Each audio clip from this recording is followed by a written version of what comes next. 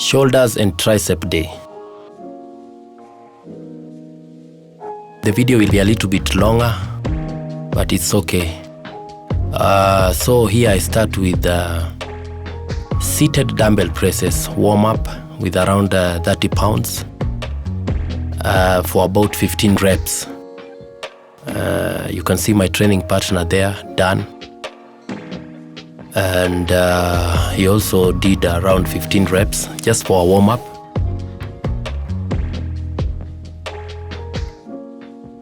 You have to be very careful when you are training shoulders, because once you get a shoulder injury, it can affect you on a lot of exercises.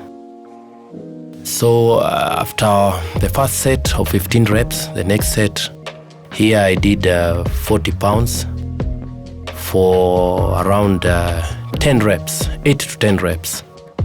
Yeah, it's still warming up and waiting for the big last set, the working set. Yes, so this is the working set with around 80 pounds. I really don't look that much onto how much I'm lifting, the form first.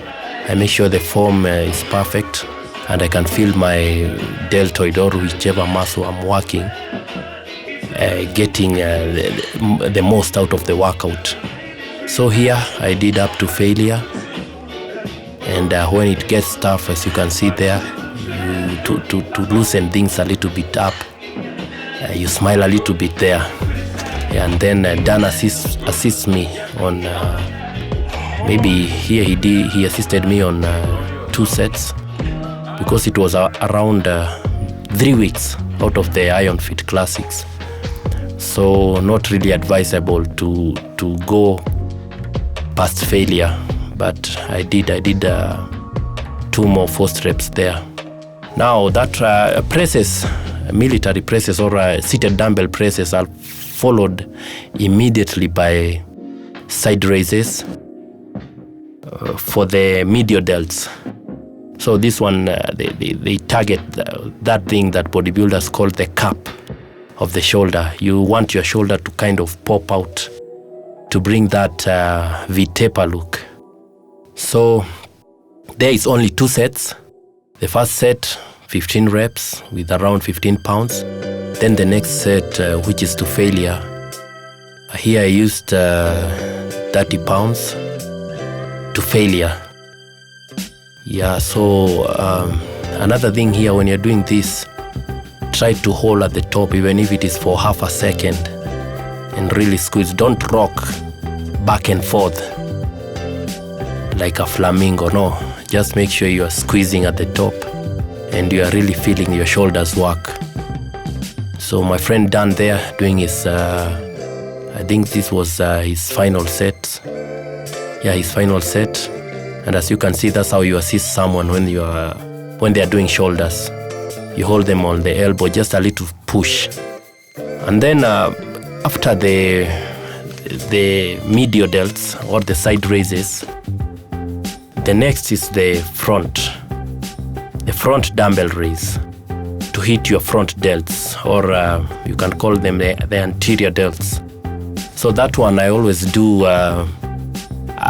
I'm never a fan of doing like a single arm on the front raises. So I use a dumbbell and then hold both sides of the dumbbell, and then hit around 10 to 12 reps. And now this is my final set here.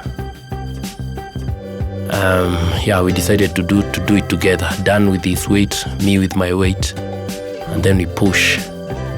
We lift to failure.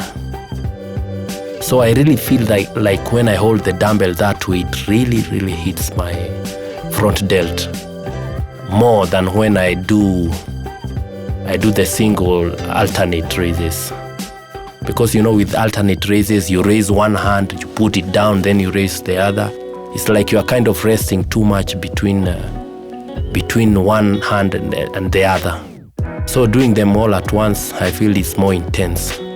Then that one, the front raises, I follow it up with the bent over raises. Here I do one set with the dumbbells and another set with the rope face pulls. Sometimes I can do just 2 sets with the face pulls or maybe the dumbbell bent overs. I mix things up a little bit. But on the last set, it's always to failure, as you can see here. I'm pulling hard towards my face and trying to squeeze and going slow on the negative. Here it's a little bit hard to get some forced reps, so I finish off with half reps. And then the last exercise for the shoulder is the trapezius, trap work. The trapezius, I prefer the dumbbells because I feel like I can squeeze harder rather than when I'm doing a barbell, it's rubbing on my quads. Or maybe try doing the barbell from holding it from behind my legs. You know, we Africa men, sometimes the glutes are too big, man. You know, you can't roll. It's uncomfortable because the barbell is touching the glutes. But with dumbbells, I can really squeeze all the way up at the top without feeling any type of being uncomfortable. So that was it for shoulders. Next is triceps. I always start with the seated overhead extensions with the dumbbell.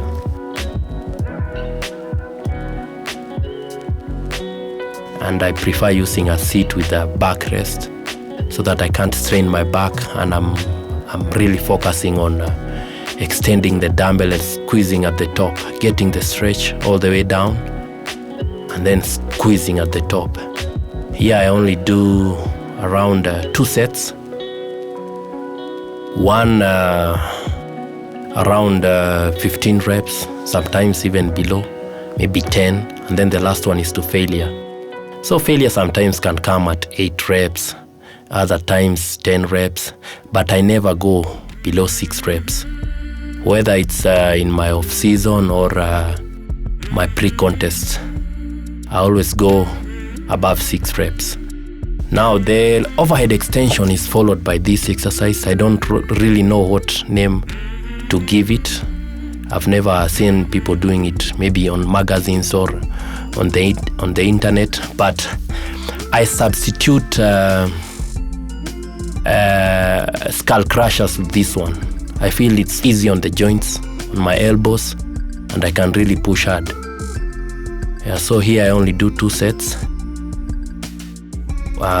One working set, the other one is a feeder set. And then as you can see there, I always record everything that I do.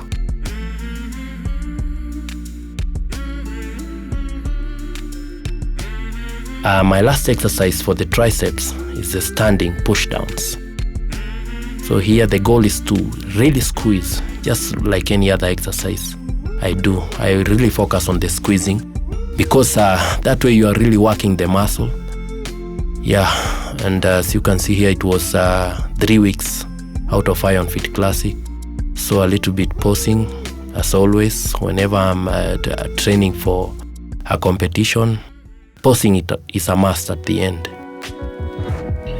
You know, when you're tired and depleted and you're on a low-calorie diet, flexing, and especially at the end of a workout, is very hard. It prepares you for the tough kind of posing that is always experienced on stage. So that's just about it. I hope you guys enjoyed. Cheers.